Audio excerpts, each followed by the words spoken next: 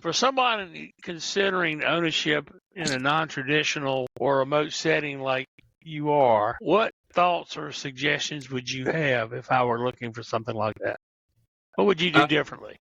yeah, I think, making sure that you have um, some sort of like a niche service.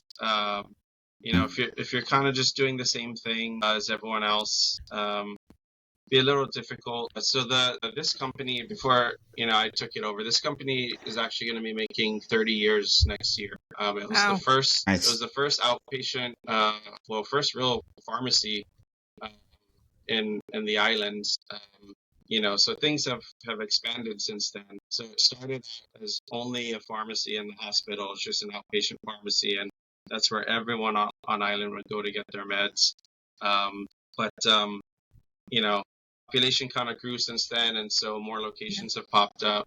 But now our population is sort of on a decline, just because there's a lot of economic troubles that we're having out here, which I won't go into because that'll be a whole nother podcast. But We'll have you back for another episode. yeah, but yeah, I think having a niche service would be the way to go.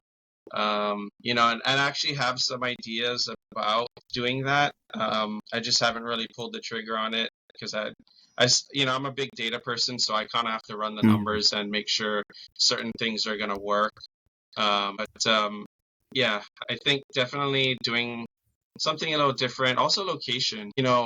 I never really touched on the size of Saipan, but it's about 44 square miles, and now is down to about 40,000. So it doesn't really take much longer than 20 minutes to drive anywhere on this island. But you'd be surprised, having someone drive an extra 5 minutes is a big deal here.